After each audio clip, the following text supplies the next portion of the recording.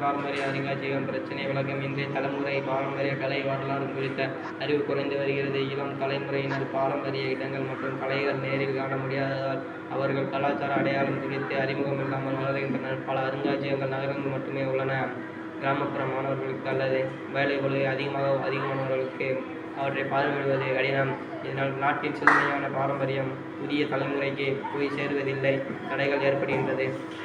பிரச்சனை காரணங்கள். தொழில்நுட்பத்தின் மூலம் பாரம்பரிய கலைகளை பரப்பும் முயற்சி குறைவு. நேரடி அருங்காட்சியகங்கள் நகர மையங்களில் மட்டுமே அமைந்துள்ளன.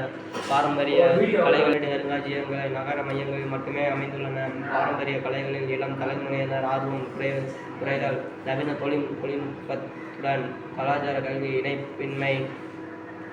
பாரம்பரிய அறிவு மற்றும் மறைந்து போகும் அபாயம். இளம் தலைமுறையினர் கலாச்சார அடையாளம் குறைந்து சுற்றுலா வருவாய் குறைந்த கலைஞர்கள் அது தகுந்த அங்கீகாரம் இல்லாமை.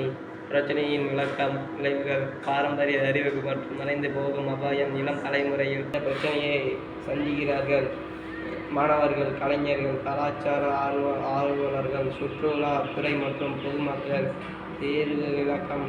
எங்கள் குழு கண்டறிந்த தேர்வு தொழில்நுட்பம் அடிப்படையிலான மெய்நிகர பாரம்பரிய அருங்காட்சியகம். இதில் யார் தமது மொபைல் அல்லது VR கண்ணாடி மூலம் இந்தியாவின் முக்கிய வரலாறு இடங்களை, கலைப்பொருட்களை, பாரம்பரிய கைவினை பொருட்களை தேடி வழிகாண முடியும்.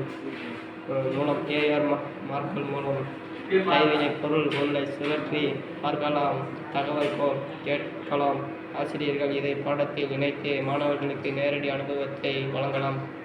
முதலில் AR வியூஸ் நேவிகேஷன் சிரமமாக இருந்ததால் UI வடிவமைப்பு மாற்றமடைந்து மேலும் மாணவர்களுக்கு எளிதாக புரிந்த தமிழ் மற்றும் ஆங்கில மொழி ஆதரவு சேர்க்கப்பட்டது. இதனால் பயன்பாடு எளிதாகவும் ஆர்வமூட்டும் வகையிலும் மாறியது.